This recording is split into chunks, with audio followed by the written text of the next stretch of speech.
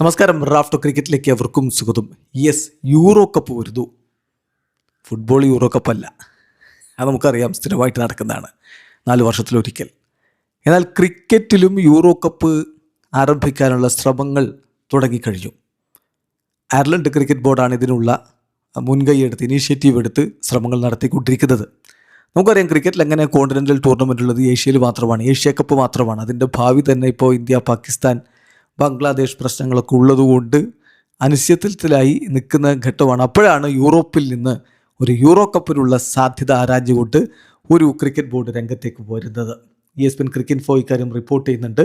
2027 അടുത്ത വർഷം ലോഞ്ച് ചെയ്യുന്ന രൂപത്തിൽ കാര്യങ്ങൾ കൊണ്ടുപോകാനാണ് അയർലൻഡ് ഇപ്പോൾ ശ്രമിച്ചുകൊണ്ടിരിക്കുന്നത്. യൂറോ നേഷൻസ് കപ്പ് എന്ന പേരിൽ ടൂർണമെൻറ്റ് ആരംഭിക്കാൻ വേണ്ടി അവർ ശ്രമിക്കുന്നു.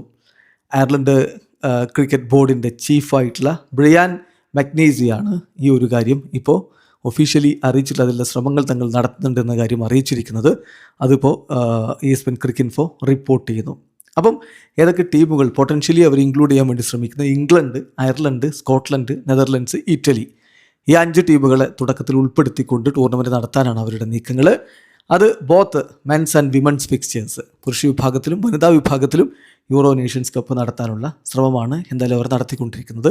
ECB-യുമായിട്ട് ഇക്കാര്യം അവർ ചർച്ച ചെയ്ത് കഴിഞ്ഞു ഏതുകൂടി റിപ്പോർട്ടിൽ പറയുന്നു. ബാക്കി കാര്യങ്ങൾ എന്തൊക്കെയാവും എന്നുള്ളത് കണ്ടറിയണം. ഏതായാലും അയർലൻഡ് ക്രിക്കറ്റ് ബോർഡ് അവരുടെ ടീമിനെ മികച്ച രൂപത്തിൽ മുന്നോട്ട് കൊണ്ടുപോകാനുള്ള ശ്രമങ്ങളിലാണ് ഇപ്പോഴുള്ളത്. എമിറേറ്റ്സ് ക്രിക്കറ്റ് ബോർഡുമായിട്ടും ക്രിക്കറ്റ് അസോസിയേഷൻ ഓഫ് നേപ്പാളുമായിട്ടും അവർ ഒരു ധാരണ ഉണ്ടാക്കിയിട്ടുണ്ട്. അവർ തമ്മിൽ റെഗുലർ വൈറ്റ് ബോൾ സീരീസ് UAE-ക്കെതിരെ നേപ്പാളിനെതിരെ കളിക്കാനുള്ള ശ്രമങ്ങളാണ് ഇപ്പോൾ, അറേഞ്ച്മെൻറ്റ്സാണ് ഇപ്പോൾ നടത്തിയിട്ടുള്ളത്. ദെൻ അതുപോലെ തന്നെ IL T20 ഓരോ ഫ്രാഞ്ചൈസിയിലും അറ്റ്ലീസ്റ്റ് ഒരു അയർലൻഡ് പ്ലെയറെങ്കിലും 2026-27 സീസൺ ഓൺവേർഡ്സ് ഉണ്ടാകും എന്നുള്ളൊരു ധാരണയിലേക്കും അവർ എത്തിയിട്ടുണ്ട്. അതോടൊപ്പം പിന്നെ നമുക്കറിയാമല്ലോ, ഇന്ത്യയുമായിട്ട് ഇതാ T20 മത്സരങ്ങൾ കളിക്കുന്നു. ജൂണിൽ 2 മത്സരങ്ങൾ ഓൾറെഡി അനൗൺസ് ചെയ്തിട്ടുണ്ട്. അപ്പോൾ ക്രിക്കറ്റ് അയർലൻഡ് മികച്ച രൂപത്തിൽ അവരുടെ ടീമിൻ്റെ ഡെവലപ്മെൻറ്റിന് വേണ്ടിയിട്ടുള്ള ശ്രമങ്ങളിലാണ്. വീഡിയോ അവസാനിക്കുന്നു. ക്രിക്കറ്റ് ലോകത്ത് കൂടുതൽ വിശേഷങ്ങളുമായി റാഫ്റ്റോക്സ് എടുത്താം.